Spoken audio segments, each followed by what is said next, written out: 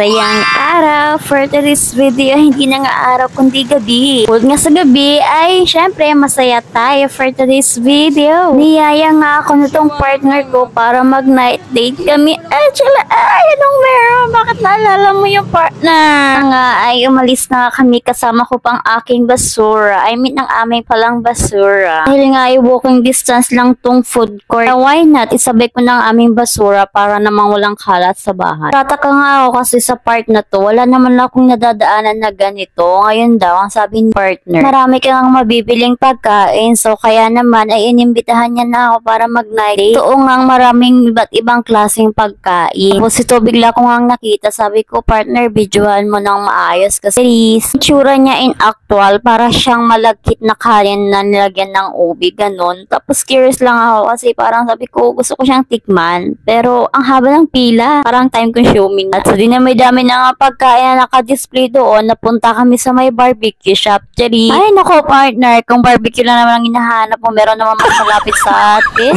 Naglakad pa tayo ng malayo-layo. Pinagod pa natin ang mga sarili natin. Hi! So, alam ko nga curious ka, bali dito lang yan sa Pasig kasi nga malapit na ang fiesta. Dahil nakatabi lang ng barbecue shop yung Paris. Sabi niya, Paris tayo. Sabi ko, ayoko kasi ewan ko. Basta nung unang tikim ko sa Paris, parang ang langsa. Di ko alam mo siguro hindi naman lahat. Ewan ko. Nung nabayaran na nga namin yung barbecue, napadpad na naman kami dito sa may bedsheet. Sabi ko, ba't ka bibili ng bedsheet? So, wala pa naman tayong maayos na foam. Ka-stress ka. Cherry. Mga oras na nga yan, pinag-uusapan na namin kung saan kami bibili ng aming next na kakainin. Nga marami nga, nakakalito na. Siyempre, dun pa rin akong papadpad sa aking takoyaki na pinakamasarap at gusto kong kainin. Ang atong video si kuya kasi ang galing niya kumanta. Pero ang daming taong nakabang. At kaya nga ay bumili na ako ng takoyaki. Hayo. Tanong nga ako kay ate dyan kasi 4 na piraso isang flavor lang pwede mong bilhin. Dahil nga sukin na ako ni takoyaki, nasanay na talaga ako sa kahit 4 na piraso lang ay may 2 na siyang flavor. Pero dyan sa kanila isang flavor lang. Ang pinagkaiba nga lang dito sa kanila ay malaki na yung bilog. Unlike yung dating binibili ko ay maliit lang pero sulit naman kasi 2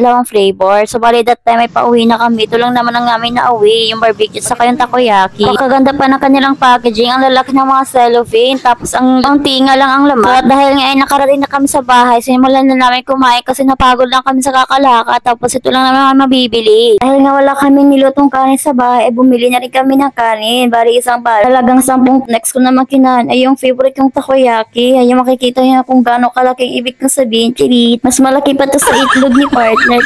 First time nga tayo about ito sa takoyaki na to. Nabigla lang kasi ako sobrang laki nga niya. Paisip na nga ako na parang ito na ang gusto kong kainin na itlog. Hindi na yung kang partner. Charis.